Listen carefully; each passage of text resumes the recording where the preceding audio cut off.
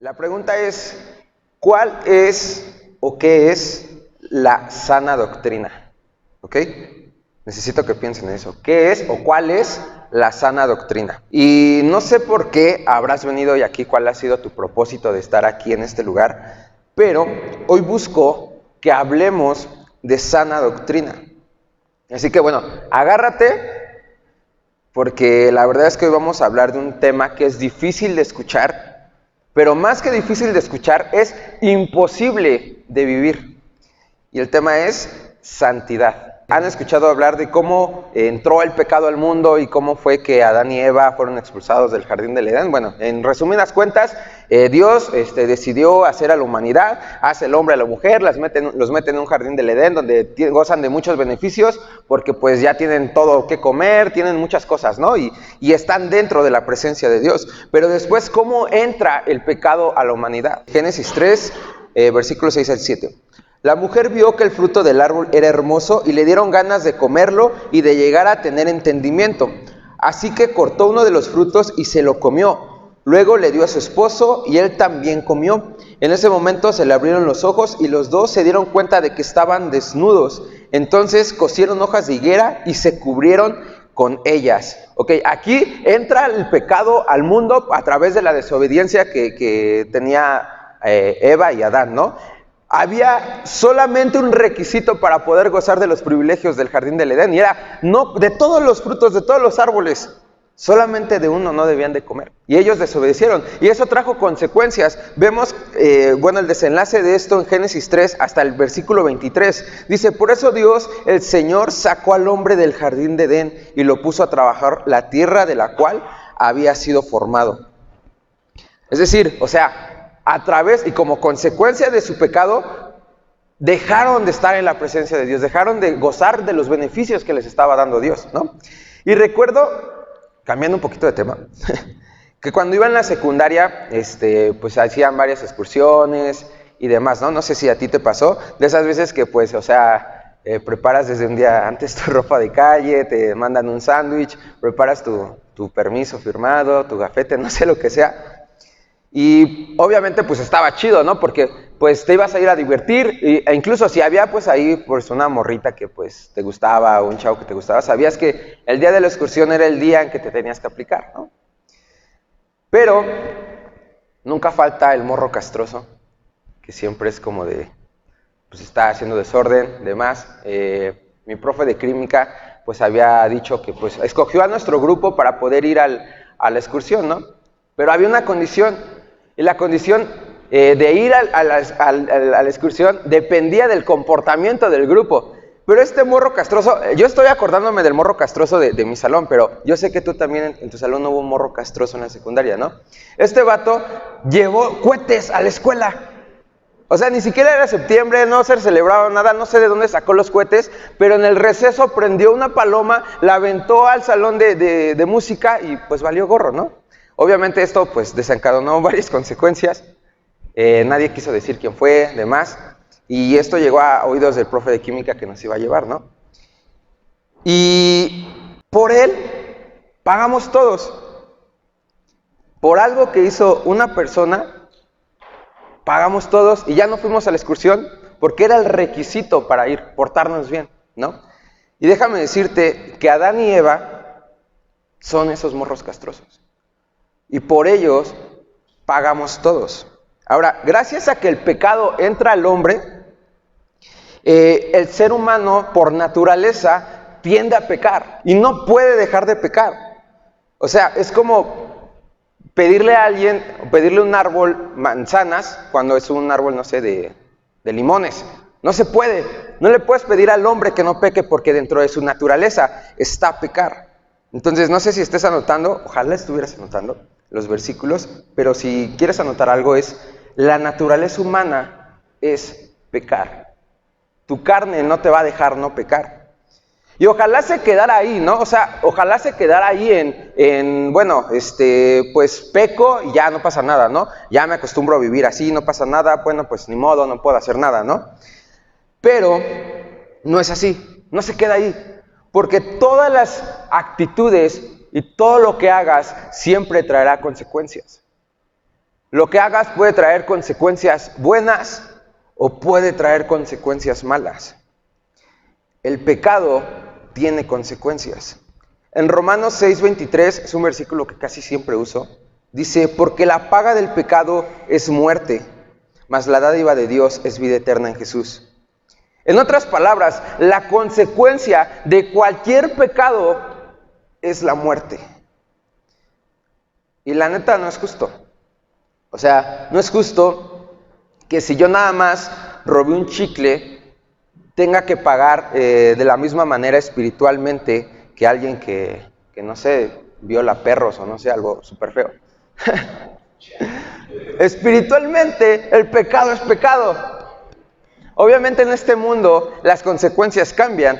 No es la misma condena de muerte para alguien que se roba un chicle que para alguien que mata, ¿no? Pero espiritualmente la consecuencia es la misma y es la muerte espiritual, es el infierno. Nuestra naturaleza humana es vivir apartados de Dios. ¿Por qué? Porque Dios expulsó del jardín del Edén a Eva y a... ¿cómo se llama el otro? Adán. Y aquí hay un conflicto.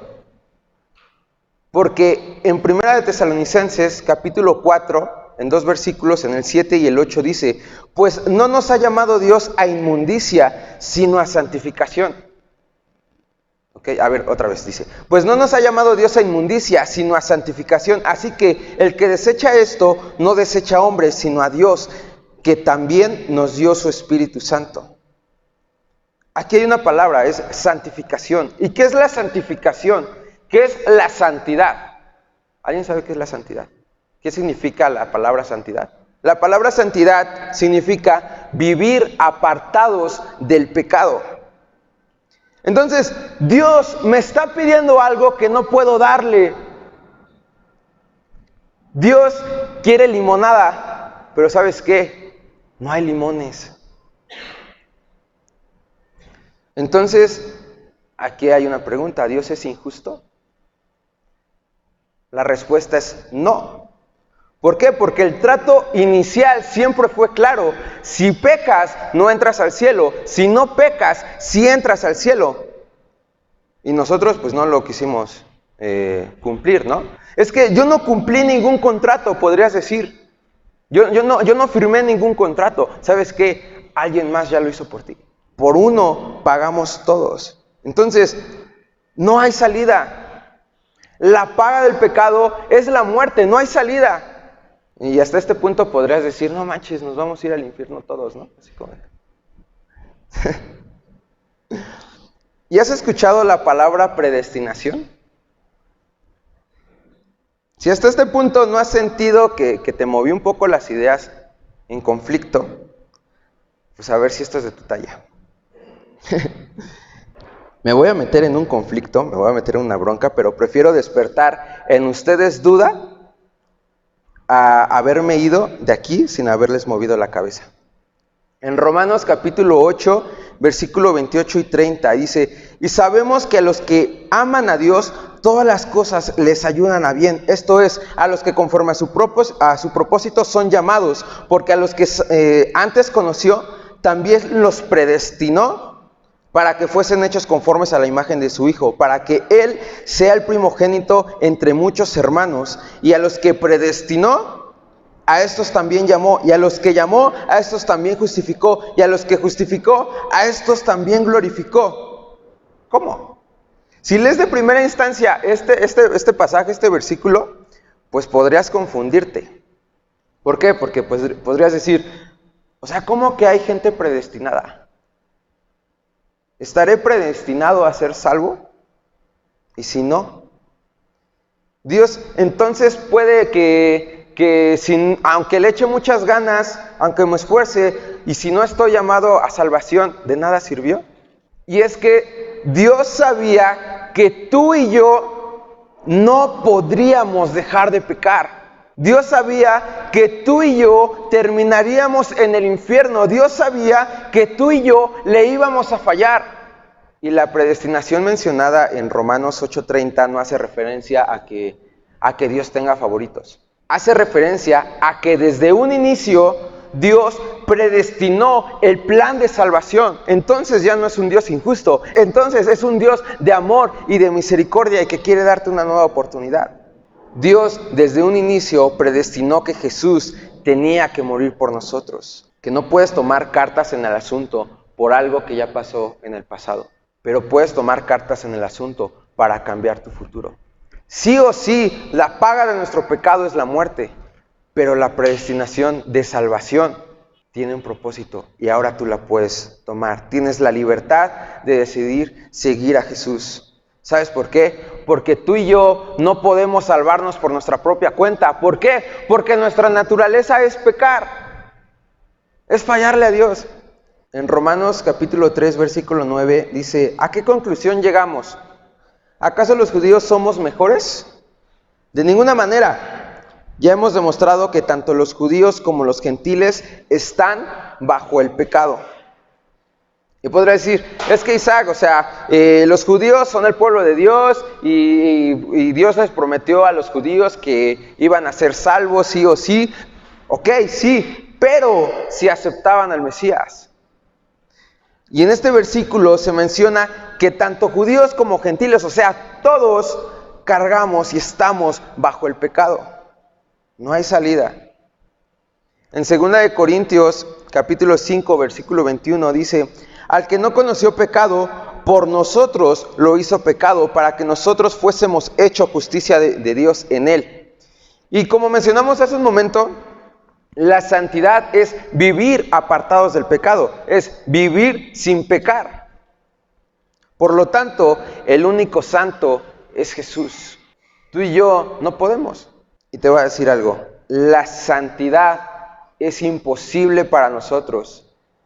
Sin embargo, el cristianismo no. Te lo voy a volver a decir porque como que están distraídos. Dice, la santidad es imposible para nosotros, sin embargo, el cristianismo no.